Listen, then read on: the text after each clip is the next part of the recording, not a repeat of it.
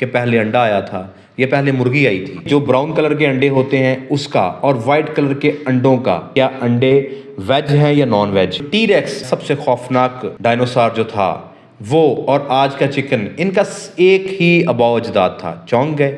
मैं भी चौंका था। अस्सलाम वालेकुम। आज से 150 मिलियन साल पहले जब दुनिया के ऊपर सिर्फ डायनासोर्स का राज था, कुछ बड़े डायनासोर्स थे, कुछ छोटे थे, कुछ उड़ने वाले थे, कुछ खौफनाक किस्म के थे, उन्हीं डायनासोर्स के दरमियान में था आज के हमारे मौजूदा चिकन का अबाव अजदाद। उसका परदादे से भी वो कह सकते हैं कि वो उन्हीं डायनासोर्स के दरमियान भागता फिर रहा था, जिससे आहिस्ता आहिस्ता एवोल्यूशन के ज़रिए, इर्तिकाई मराहल के ज़रिए आज की मौजूदा शक्ल चिकन की पैदा हुई है। तो मुझसे बड़े लोग ये पूछते हैं कि ब्रॉयलर कहाँ से आया, लेयर कहाँ से आया, देसी मुर्गा कहाँ से आया? तो आज की इस वीडियो में मैं आपको बताऊंगा कि आपके जहनों में जो सवाल आज से सदियों से चलता आ रहा है, पहेली की तरह पूछा जाता है कि पहले अंडा आया था, ये पहले मुर्गी आई थी, उन दोनों में पहले कौन पैदा हुआ? अंडा अगर कहें तो फिर अंडा कौन सी मुर्गी से पैदा हुआ? अगर मुर्गी कहें तो किस अंडे से मुर्गी पैदा हुई थी? डेफिनेटली अंडे से ही मुर्गी पैदा होनी है और मुर्गी ने ही अंडा देना है। तो ये एक पेचीदा मसला है जिसको आज की वीडियो में समझने की कोशिश करते हैं, और साथ में मैं आपको ये भी बताऊंगा कि इस सवाल का जवाब आज से 1500 साल पहले हमें पता चल गया था। साइंस ने अब आके इसको एक शक्ल दी है, इस चीज़ को माना है। तो वीडियो बड़ी इंटरेस्टिंग होने वाली है, और क्योंकि आपको मैं ये भी बताऊंगा कि देसी अंडों पे जो पैसे लगाते हैं वो आप सही लगाते हैं या गलत लगाते हैं। सफ़ेद अंडा या ब्राउन अंडा, इनमें से किस अंडे की ग़िज़ाइयत बेहतर है?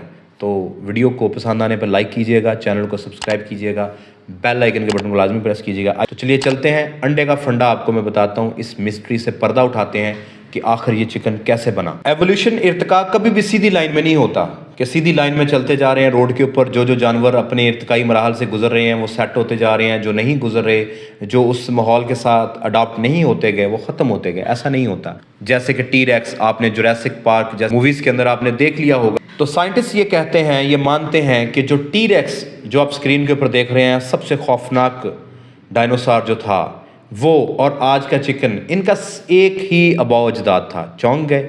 मैं भी चौंका था। हकीकत में शुतुरमुर्ग और चिकन सबसे क्लोजली टी-रेक्स के एंसेस्टर्स माने जाते हैं। अगर आप शुतुरमुर्ग के ढांचे को गौर से देखें और एक टी-रेक्स के ढांचे को गौर से देखें, आपको इसमें कितनी ज़्यादा रिजेम्बलेंस मिलेगी। इसके बाद एक और पॉइंट, डायनासोर्स भी अंडे देते थे और आज के शुतुरमुर्ग और चिकन भी अंडे देते हैं। अंडों की एवोल्यूशन आज से 375 मिलियन ईयर्स पहले से शुरू हो गई थी, जब एक तिकटैलिक रोजी नामी जानवर निकला पानी से, खुश्की पर रहना शुरू हो गया और वो अंडे भी देता था। और उसके अंडे आज की मछलियों से कंपैरिजन अगर आप देखें, एक बाहर थिक आउटर मेम्ब्रेन होती थी जो शेल के तौर पे काम करती थी।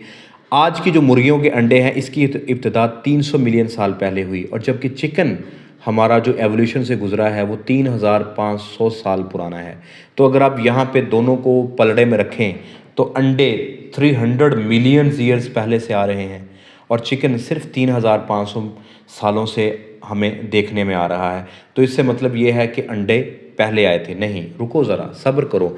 वो अंडे किसी, आपके जहन में सवाल आना चाहिए ना कि वो अंडे किसी चिकन ने तो नहीं दिए थे, वो अंडे कहाँ से आए थे? इस चीज़ का जवाब हमें मिलता है एवोल्यूशन में। अब 3500 साल पहले चिकन की एवोल्यूशन कैसे हुई? साउथ ईस्ट एशिया के जंगलों के करीब कुछ फार्मर्स ने जब खेती बाड़ी स्टार्ट की, उन्होंने अनाज उगाना यानी गंदम को उगाना शुरू कर दिया। तो उन गंदम को खाने के लिए जंगल से कुछ परिंदे आने शुरू हो गए, कुछ जानवर आए जो कि रेड वाइल्ड जंगल फाउल के नाम से जाने जाते हैं, और आज भी उन जंगलों के अंदर ये पाए जाते हैं। ये कुछ आज के चिकन से मिलते जुलते थे।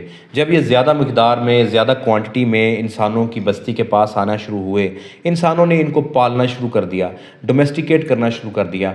यहाँ से इब्तिदा हुई थी पहले डोमेस्टिकेटेड चिकन की, जो कि एवोल्यूशन के ज़रिए आहिस्ता आहिस्ता अपनी शक्ल चेंज करता हुआ आज के ब्रॉयलर्स और लेयर्स के अंदर तब्दील हो चुका है। इस सारे प्रोसेस में 3500 साल लगे हैं। ऑब्वियसली ऐसा हुआ होगा कि इंसानों ने सबसे पहले ये देखा होगा कि कौन सा रेड जंगल फाउल है वो ज़्यादा अंडे देता है, और कौन सा रेड जंगल फाउल है जिसका मीट ज़्यादा है। हो सकता है पहले जो उन्होंने मुर्गियां पाली वो अंडे और गोश्त दोनों के पर्पज़ के लिए इस्तेमाल की जाती होंगी।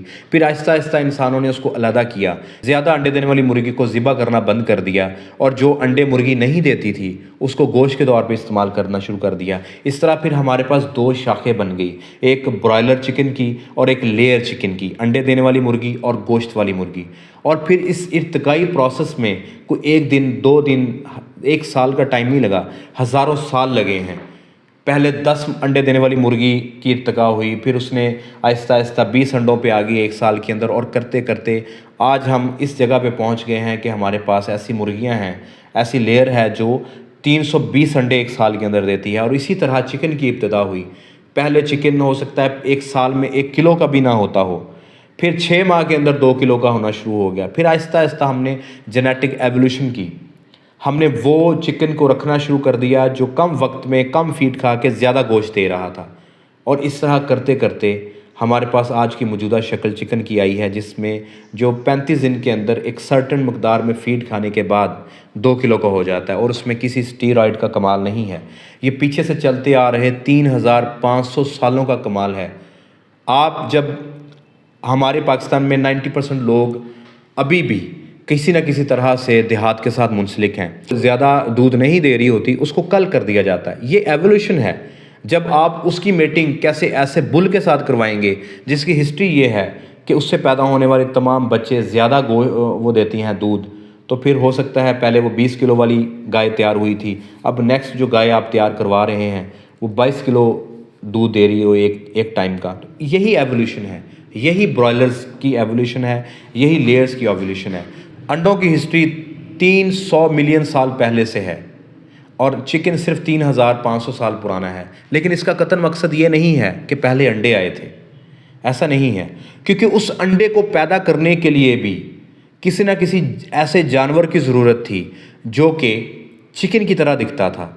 जैसे हमने बात की टी-रेक्स एंसेस्टर की, तो अगर हम ये अज्यूम करें कि रेड जंगल फाउल से पहले एक प्रोटो चिकन था, 2 ऐसे चिकन मेल और फीमेल आपस में उन्होंने मेटिंग की, मेटिंग करने के बाद जो पहली शक्ल आई वो अंडा था, शेल वाला अंडा जिसके ऊपर छिलका था और उसके अंदर एक ज़िंदगी थी, एक लिवन ऑर्गेनिज्म था, जिसको हैचिंग के बाद फिर उसमें से पहला रेड वाइल्ड जंगल फाउल पैदा हुआ और फिर वही इंसानों के पास पहुंचा, डोमेस्टिकेट हुआ, फिर उसके अंडे आगे हैचिंग के बाद फिर शक्ल तब्दील करते करते आज का चिकन पैदा हुआ।